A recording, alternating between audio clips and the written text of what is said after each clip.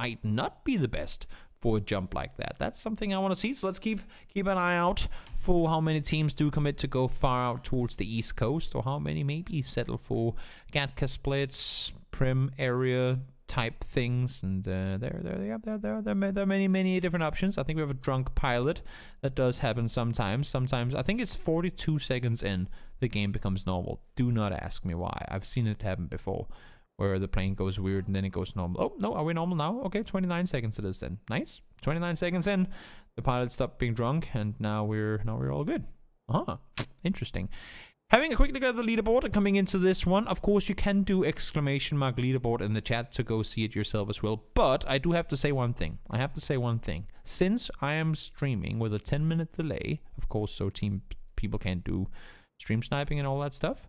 Since that's happening, the games will have ended, obviously, 10 minutes before you guys see it happen. So, if you go on the leaderboard with under 10 minutes left of the game, maybe you will have seen the score from the game that just finished, and that way it can spoil it for you. Now, if you want to be the type of guy that goes in and sees the result before the game ends, fair enough, be my guest. But I'm just warning you, if you don't want to have the results spoiled, don't go check out the leaderboards on the ! leaderboard when the game is kind of coming to an end, because that's just gonna reveal to you how it ended out. But now that there's a 10-minute delay, I can talk because you guys won't hear me for another 10 minutes anyway. Team Liquid, they're still sitting in first place. They didn't get that many points last game, so it's not that big like a massive a lead any longer. They have 6 points down to Omarken, who are sitting at 41. And then from there, we have another 7-point jump down to Team Kill and Die, who is Wookie, Clip, Pixel, and Tummel down towards the southeast, towards Milta. They're sitting at 34, and then hear me out here, 33 plus 40. That's where they are. Adibs 32, Blaze 28, Unity 25, Lovers 21, Nakone 20, Navi 16. It's so close. It is insanely close down there. So even though first and second might right now seem somewhat out of reach, we did say that fourth place was going to be around 45 to 50 points. So, and one win, I mean, honestly, one win, if you're sitting in 9th right now and you get a win, you might jump all the way up into 3rd place. So there's plenty on the line here for all these teams, and I think that's just going to make things really interesting. It's always, I mean, it's unless if one team goes out and wins the first 3 games, which fortunately hasn't happened, then usually it's going to be pretty damn exciting all the way through, and I think that's great. As much as I disliked it in the back in the day, before last year, before pro leagues were announced, and before we got the whole unified point system, the point system that was, I guess you could say, somewhat unified by GLL, awesome. I think PUBG Online was part of that. There was an agreement between different Western world organizations that we had a point system we all played with, and that was 25 kills to a win, which means 1 kill equaled what would be 25. One win equaled what would be 25 kills. That was kind of the split, and that way you could see, okay, it's much more placement heavy. That's why a team like M19 could win GLL Season 2 without actually ever getting a win, just because they were getting a lot of placement points overall. They never had a win that entire tournament, and they still won the tournament. Like, they never won a single game, and they won the tournament, because they got so many second places. I think they had 7 second places or third places. It was insane. So when we changed it to how it is now, that it's 10 kills to a win. Oh, did you see something there, Grin? I think his spider senses were tingling and going, I don't know about this rotation. There's gonna be people there, I'm sorry, but you just went from one trouble situation straight into another. That being, of course, if T-Bone can land his shots, you gotta connect these, T-Bone. Only one shot connected, and Grindika Hawada might just have gotten a get out of jail free card on that one. Not sure how he avoided that, but T-Bone missed some bullets, and that's gonna keep Grindika alive. Kills that, I mean, if they don't come more free, I mean, maybe they do come a little more free than that, but not really. That was one that I think T-Bone is gonna be annoyed that it didn't get connected. So So that's how that one went, unfortunately. But going back to what I was saying before, after the point system changed to how it is now, where you get 10, essentially you get 10 kills for a win, if you know what I mean. You get 10 points equal to 10 kills. So it's much more kill heavy. That also means that usually the tournaments stay close for much longer. That's why literally every single tournament we have, it doesn't matter if it's PL on LAN with 96 games, it doesn't matter what it is, there's always something to fight for in the very, very last game. And I think that's pretty nice. I think that keeps it very, very close and interesting. Unless, of course, when we have the situations where one team just stomps everything, then they might have solidified their spot earlier. But more often than not, we'll see in the tournaments that there's always a chance. When kills matter as much as they do, one game can all of a sudden have a lot of impact when you can go out and get 18 of them in one game. Let's see, Phantom. Probably would have wanted a better result last game than what they ended up getting. These is gonna spot a rotation miles up north. I believe that's Grandiga, actually. He's already low on HP on his vehicle, and he's getting tagged up now as well. Is he? Oh, tagged up twice. Low HP, but the vehicle is almost on fire. Circle is pretty similar to what we had last game, a little further towards the northwest than what it was before, but somewhat similar anyway. And I'm looking at this and I'm thinking, where the hell do you go? Like this circle, there's still a chance it could go north of the water. To be fair, it could still swap north of the river. Of course, it would require a 2.5 hard shift. There's a chance. School and apps is completely left alone. There's a rotation in there, maybe some space to play around if you opt to do that. What do you do here? We haven't lost a single player. Guys, we are there again. Okay, so it's a lot more common to go 6.5 minutes in without a kill on Erangel than it is in Sanhok, because last one was wild. How long will it take before we get our first kill? Offstring, is he leaving? I think he might be. Yep, he's going over towards his teammates. Guys, we gotta get it again. Give me some timestamps. When do the first kill happen? When does, I should say, the first kill happen? Oh, maybe it already did. Maybe it already did. Senya is knocked, but he's safe. He's behind the wall. No flushes confirmed yet. Knocks don't count. It has to be a flush. Oh, there you go. 7:22. So 1 minute later. I don't know if anyone actually had time to write that one in there, but congratulations if you got it correct anyway. It's a little. This one was a little easier, given that as soon as I said it, there was a knock immediately after. But Senya does go down. First one comes in at 7:22, but that just goes to show. I mean, we don't have those overly aggressive early game teams in this lobby. We don't have your full-on YOLO teams that aggress early in this lobby. Now, there are many teams that aggress mid-game and late game. We've seen that. That's why we've had some late games with very few teams left alive, because teams like Puck and other teams, they just sent it. I mean, once we hit phase 3 or like phase 5, phase 6, they'll just full speed send it into a compound without a care in the world. Sometimes it works out, sometimes it doesn't. For them, today, it hasn't worked out for the most part, but they try. Like, they try to make that work. But early game, a lot of teams are playing very passive. I mean, when you have a lobby where arguably one of the most aggressive teams are Team Liquid, then it goes to show. I mean, Team Liquid, yes, they are an aggressive team when it comes to splitting and stuff, but they don't YOLO pull up on compounds if they don't have to. They'll maintain their splits and play it wise. They'll play it smart. They don't play it like unnecessarily daring. Because there's no reason to. There's no reason to. At least not for them in these situations. So so you don't have your early game breach teams, which means that for the most part a lot more teams will make it into the mid game, and therefore it's going to be that much more clustered. Maybe that phase 3, phase 4. Circle that center as could possibly be in the previous one. We're going straight down to where we were before, and I think if you're Liquid, do you maintain this two-way split? I don't think you do. This is too greedy, I think, if you're Liquid. If one of them gets pulled up on now, there's nothing you can do on the other side. If you get pulled up on now, unless if you can hold it off 2v4, you're most likely screwed. Clip is silent pulling up alongside Pixel. Now he stops the vehicle completely. Maybe we can get an ending on the new area here, north of Pachinki Hill. That could be kind of interesting. The new military fortifications, it would require like 3 south hard shifts in a row. But you never know. You never know what's going to happen. Look at Unity. They're miles out towards the east. trying to figure out how to rotate in on this one. They don't want to go Potato Hill and you go, but why? There's so much space. I mean, A, we know that they don't. B, scouting Potato Hill you can't really do with a car. It's like a Senok game. There's trees everywhere. It's uphill. You won't be able to drive at full speed. You need to place your cars in the bottom of that thing and push up on foot, because there can be players around, like behind every single tree. Meaning, if you're playing Potato Hill in this circle, you most likely won't have your cars available, at least not for long. And then if the next circle goes to the west and you have to make that rotation without a vehicle, you're screwed.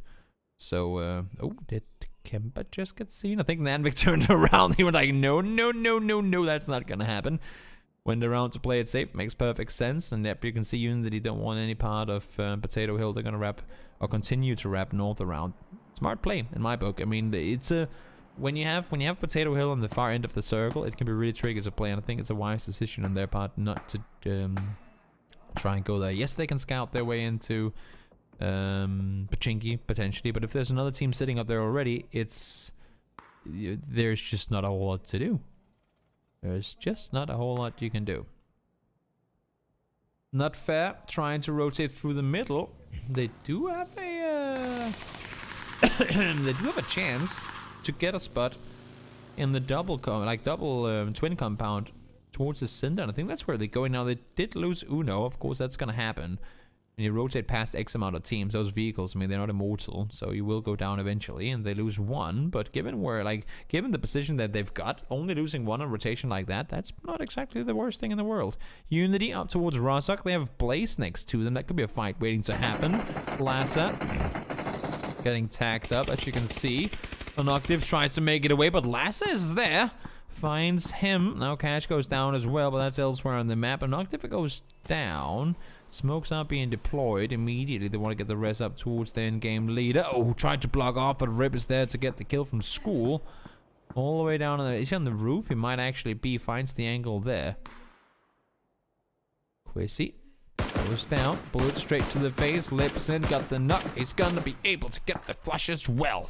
2 down for Noctiv before the fight even started. It was actually... It was Team Unity who had the... What could you say? Who had the first shots. I mean, I think they had Blaze caught kind of by surprise, but Noctiv didn't hit the shots that he had to, and he goes down, and now they lose one more immediately after. That's unfortunate, of course, but it's up to Orange now. Orange and Set, what can you do from here?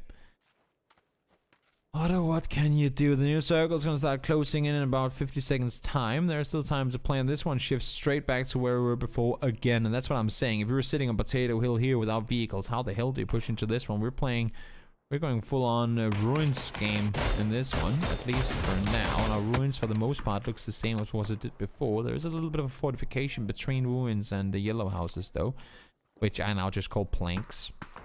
You can see it just underneath the R. There's a bit of a military fortification trench thingy going on there. Navi get to rotate forward. They lost Senya in the beginning of this one. Best of luck finds Wes. So maybe that's going to buy them a little more space, a little more time. Liquid rotated west. Smart by them to not maintain that two-way split. You can see they crossed on over. And Orange, no one said, are they opting to go all the way cube and maybe... it's phase 3, they can do that. Go cube all the way backside, like go backside Everest and then come in through the fields to the west. I just don't know where you go from there. That's the issue. That's the main issue.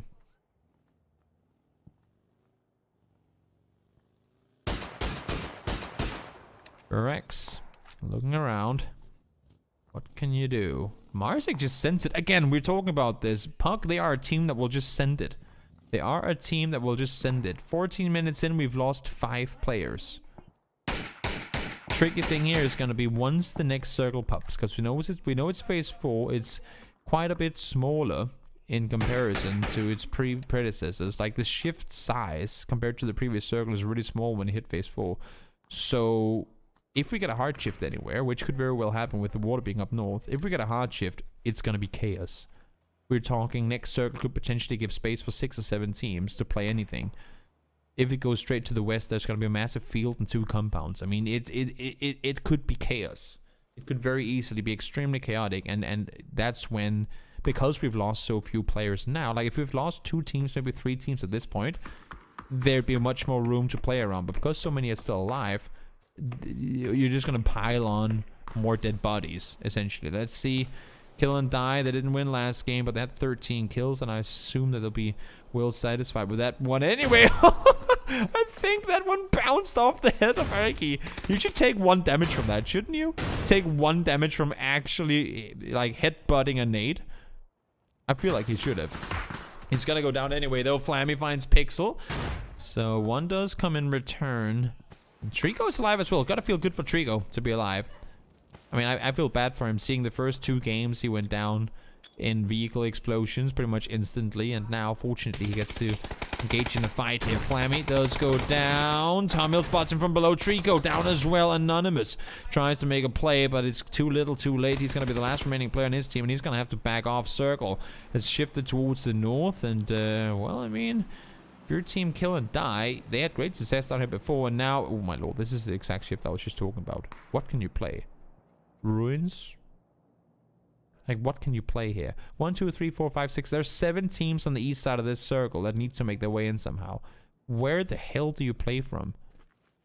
There's nothing playable that can fit in more than 1 or 2 teams before you're all the way at the yellows. That entire field down south, because the hills are into the southeast and the northwest, there's nothing you can do out there. Half this circle is going to be unplayable in this next shift, and it's going to get so many people killed. Let's see. When this circle popped, we had 56 players alive. Let's see how many are going to be alive by the end of it. I want your chat to tell me how many players are alive once the next circle connects in 2 minutes and 23 seconds. My bet is 40 at most. We've yet to lose our first team input. Lobsonade on over. Might actually find Lips, and nope, he gets to back off. The explosion didn't happen early enough. Lassa is going to be able to run down. He's 1 HP. Can't get around the corner to get the flush. Rip is still alive. He got healed back up. Apocalypse got his med kit off as well, but Lassa is flushed. Apocalypse might just want to run on over and get the flushes secured, but it's off string and circle 5 right now that need to make hero plays. It's first knock on input, I believe, so there might just be an opportunity for them to do something here. Fights escalating in the city. 4 teams trying to make their way outside of Pachinki. Wait, did Team Kill and Die just crash Pachinki? They did.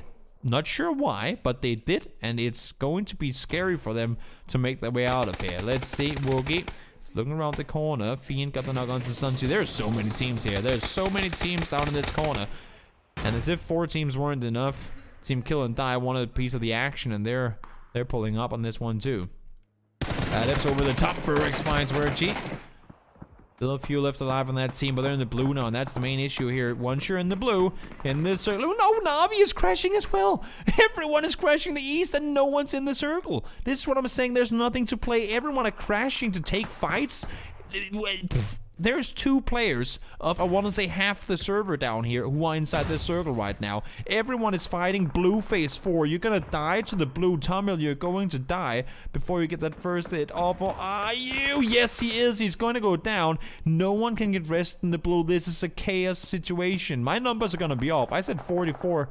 This is gonna be more like 30 by the time that this circle connects. It's gonna be phase 5. It's gonna be so much damage done, and all these players have to fight their way in. Mexi gone down. Best of luck and Tap have to try and do something. You have EB resting James. He's back up on his feet. And then Omargan. Omargan are looking to try and see what they can get from here. They might be able to get a ton of points off of this. Wookie tries to do something. Again, he's gonna die. Blue is where it hurts the most, but no T-Bone able to find the points secured off of that one. Puck now trying to engage in something as well. Everyone is fighting in the blue, trying to rag up anything they can here. They know there's nothing to play in the circle, hence why they're all just full-on brawling on it. 13 teams up. Circle pups, 30 alive. We just lost 26 players in one circle shift, and we're far from done yet. It's only going to get more chaotic from here on out. Let's see how we're looking so far. 8 kills for Team Kill and Die. They have gone out though. Blaze finds 6 as well, but it's just 1 player left alive. Nakone, they're gone out with 4. Omar sitting well in it, and Team Phantom as well, still keeping players alive. I think right now that's the main thing for you. And I think if your team not fair, losing that 1 player in the rotation, you might accept that. You might accept that, because you've just avoided the biggest clusterfuck of an engagement on the east side of the circle that you've ever seen. So many teams try to wrap towards the east. No one wanted to play Pachinki. Liquid held them off, and when they came to it in the end, they had to. There was nowhere else they can go. Oh, Ebi, Samurai is gonna find you, I'm afraid. Let's see if he does. He's still rotating, but Wes is there around the next side, waiting to push further forward. Liquid out in 9th. Your first place team goes down. And if you're marking right now, sitting, what was it, 6 points behind at 4 kills already with 3 alive. There's a good chance you can rag up even more here. Puck, out they go in 8th. Let's see what Page can do. I was gonna say they need to land some shots here because they're not inside the circle yet. They have used all their smokes to play the last circle. No, as I say, that T-Bone does have 4. Cast Register has 3. They have 7 smokes between them, but they need much more than that. They need somewhere around 7 D-smokes because once these tree covers they have now are out, there's just an open push all the way through, and it's not going to be easy at all. Clubber goes down right after getting the knock on Page. That's a feels bad man, but might be able to get the res up regardless. Phantom finds one. Buster finds the other. Cast Register, why are you playing with this shirt on? It's like giving opponents aim assist. You're so easy to see. So easy to spot. Page got up. He's going to go back down again. I get back up, but I get knocked again. I guess that's the reverse way of singing that song, but the point is the same. Cast Register, doesn't matter if he's easy to see. Doesn't matter. If they shoot you, you get to know where they are, and if they miss a bullet, you can start shooting and tag up them. Samurai is by himself, 1v2 against Omarkin. Headshot comes in, plenty of people have eyes in his direction. Now Samurai finds T-Bone. There's still Cast Register left to deal with, but Samurai, nope. Other people from afar finds him, not fair.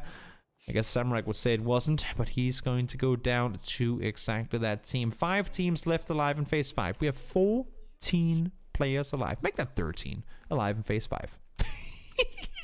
When does that ever happen? And now the circle is going even further into the field. We have 13 players alive in phase 5. Jesus Christ, these circles are wild. These circles are nothing short of absurd. And it's hilarious. It's stupid, but it's hilarious.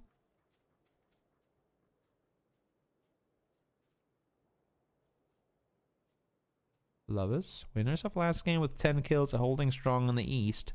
Simka is inside the circle, so they have something to play around. Their main issue for them is that they can't really push up towards where Not Fair. As you can see here, Not Fair, they're holding the ridge lines. They're trying to make sure that no one can really wrap around that way. You have Mum still from Taiwan, #1. Only 1 kill in the team so far, but I think he saw later, or at least he heard him, and that's why he's going to push the other way. Only thing is, the compound will see him. As soon as he gets over that ridge, the compound will see him all the way through. Phantom, they're in there sitting damn well in it too. Simka finds Cash. That's going to be them out. 5 teams left alive, and this one could quiet down. You cannot play the field while the hill is still in, of course, unless if you have the hill under control, and that's what Phantom is trying to do right now. If they can force Lovers into a corner on the east side, Phantom can play the entire side underneath, and they have 4 alive, so they have the numbers to take control. They want to push up closer to that compound to contain them, but they cannot do that as long as the Lovers towards the east are able to wrap down towards the south and spot them in transition. So they commit 3 of their players to make sure that no one can go south around. They do not want to allow, well, like, they don't want them, oh, now I can't see it because that's watching. They don't want to allow for them to push further down towards the south than where they are already. If they get control of the field side, it makes it damn difficult for Phantom to really do anything. And see, yeah, Mum, he wants to go up here. Oh, I think Lady's just on the other side of that tree. Or the rock, I should say. He knows there's one around somewhere. He knows that there was one more. They only got knocks on that team. They never got the flush. Or the insta-kill, I should say. There he was, prone down in the middle. What can he do? Oh, catches him, changing his position, and he goes down because of it. Caught while trying to get back up on your feet. And surprise to me is that Not Fair hasn't done much to take control. If this next circle goes anywhere except for northeast, and even so, they're gonna be in trouble. Like, unless if it ends inside the compound, it's gonna be so damn difficult for them to get out of there. If this one hard shifts south, it's gonna be insane. Goes just exactly out of the compound. The Not Fair sits 3 alive still against 2 4-man teams, and they have to leave. And I think if you're Lovers and you're Phantom, right now you're writing a peace treaty saying we will not shoot each other before Not Fair dies, because they right now are our biggest burden. They are trouble. And I think at the same time right now, if you're Lovers, you're trying to force Not Fair into pushing west. Whereas if you're Phantom, you're trying to force Not Fair to push east. You want to force the other 2 teams to fight so that you get a chance to third party. You want the first 1 or 2 knocks to come in between the other 2 teams so you can come into it with the upper hand. And that's what they're both doing. None of them want to over-aggress. None of them want to over-peak. Because I would think as soon as Not Fair gets their first knock, they'll be pushing in whichever direction they get their knocks in. So Deez is playing it passive on the edge. They're just trying to force them to run the other way. I like the control that Phantom playing with, though. Pushing Wanderer up close. That's going to be part of the sheep herding. There goes one of the Lovers players. This is exactly what Phantom wants in order to contain this. Buster is running in the open further down into the heel. Into the field. That was hill and field in one word. Heel. Running down into the field, and exactly, they got the knock towards the east, so they're pushing towards the east. And now, if you're Wanderer, you want to peek over the top and try and do some damage off of it. Buster's already pushed underneath. You cannot let them know that there's open space on the west. D-Match goes down. Nanvik isn't there, ready to waiting. Wanderer, 1 HP. Gets to stay alive. Deez needs to come up and help, but no, he's backing off. Deez is running off for this one. Buster repositioned in the field, and he's far away without a position to help out his teammates. This is not working out at all. But they do go down, though. Lovers getting the majority of those kills. Lovers won last game with 10 kills, racking up 20 points, and now they're looking to try and see what they can do here. It's a 4v3 right now. The rest should be coming in, though. Next circle is going to pop in just a short moment. Wanderer, that one is going to go straight in his face. Nope, it's going to bounce too far. Manic goes down. Just 2 alive on the hilltop. Rox and Simka, what can you do from here? Deez is ready and waiting. Has to back off, though. Only has the trees for cover. Not going to work out in his favor. One more traded. There's just 1 guy left alive. Simka is by himself. Has to reload. Goes down. Wanderer seals the deal with a double kill in the end. And Phantom finds themselves a chicken dinner with 9 kills added to it. What a game. What a brawl to finish this one off on. There's still 1 more game left to play. You gotta give it to the Lovers.